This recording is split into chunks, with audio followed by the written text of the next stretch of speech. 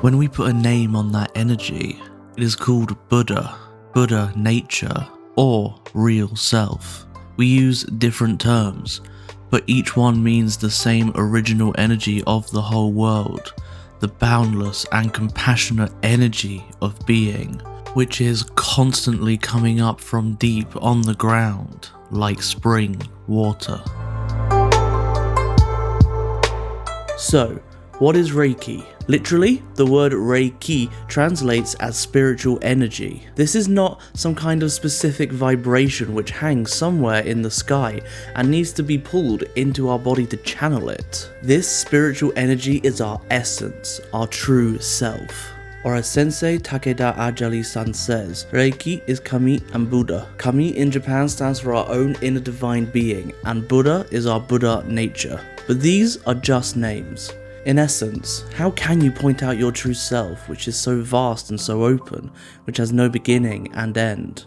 Impossible. Thus, we have to say something so that we can make it workable. Mikao Usui-san, the founder of the system of Reiki, called this spiritual energy not only Reiki, but also great bright light, Diaikomo. Why? Because our true self is luminous and shines out through the whole universe. In fact, it is the universe. Or as the ancient teachers used to say, we are the universe and the universe is us. It is our non-dual nature, or as they point out in Japanese teachings, Diaikomyo is emptiness. What we call the source of human personality, the true self, is said to be this kind of eternal existence, yet it does not exist outside the living body. Often we get confused by these names if we do not have the right understanding. For example, when we talk about emptiness, we might think this means that we are empty like zombies, that our lives will become boring because we are empty. But this is of course a big misunderstanding. Emptiness is like light, luminous, which means we can see everything clearly. We can see, for example, why and when we get angry, which in turn gives us the possibility to let the anger just melt away. And through this clarity, we also see how we can help others and how we can be compassionate to others and ourselves. Because the essence of emptiness is compassion and wisdom, clarity. But not only that, it is pure energy, unpolluted by our confused and mistaken views. In other words, we can say that emptiness, Reiki, is a state of mind in which we have not put extra ideas in our mind. Ideas that may come from experiences or judgments rather than from our true self, our Buddha nature. Emptiness is a state of no borders, no expectations, no labels, no preconceived ideas, no mistaken beliefs, unfabricated, of just pure freedom, which is wide open and free from dual fixation. And with this emptiness, pure energy flows through our whole being, within and out, like a great bright light emanating its radiance in all directions. This pure energy is our driving force for compassion and kindness, our motivation to help others and help others to rediscover their own bright light. This is Reiki.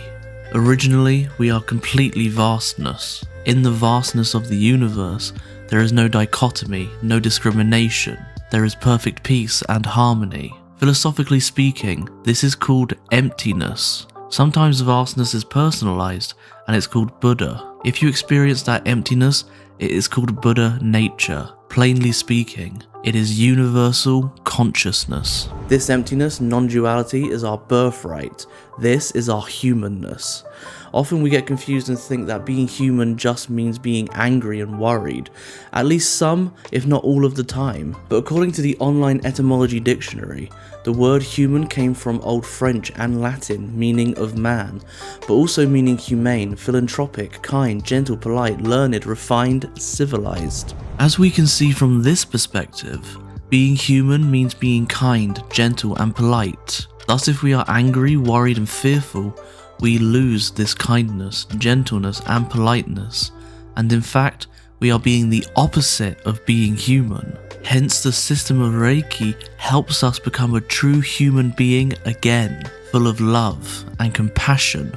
Usui Sensei taught that practices which are based on the correct understanding of nature and the universe help develop the self. When Reiki practitioners come to a full understanding of such practices and are able to discipline themselves, their speech and conduct fall into alignment with the universe, and they attain infinitive power. This is what it means to be a true human being. Thus, to be able to realize that we are Reiki, that we are non-duality, emptiness, a bright light, Buddha, Kami, the universe, or whatever word you want to use, we need to have a system in place to help us remember this, because remembering this as we live in modern society is not so easy. This is why Mikao Usui-san placed very specific practices within his system. However, we need to practice them in the correct way, just like making a cake. For example, if we bake a cake and we put the ingredients together in the wrong way, or we do not read the instructions correctly, or do not use the correct time and temperature, we get a cake which might not even be edible. Therefore, we need a qualified teacher who has walked the path themselves, so that they can guide the student the right way to practice the system of Reiki, so that the student can have a direct experience of their true self, of their non-dual nature, because it is only through this direct experience that we are really crafting a difference in the world, creating it in ourselves. And that is what the system of Reiki is all about. To know our true self is the basis of our own being. If we realize this fact, we cannot afford to do anything before we solve the problem of knowing our true selves.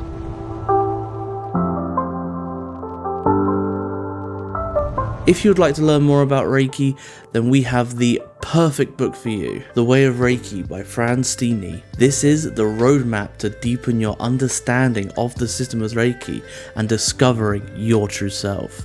It's available right now from OBooks. Thank you so much for watching. Arigatou gozaimasu. Subscribe for future content, and we'll see you next time.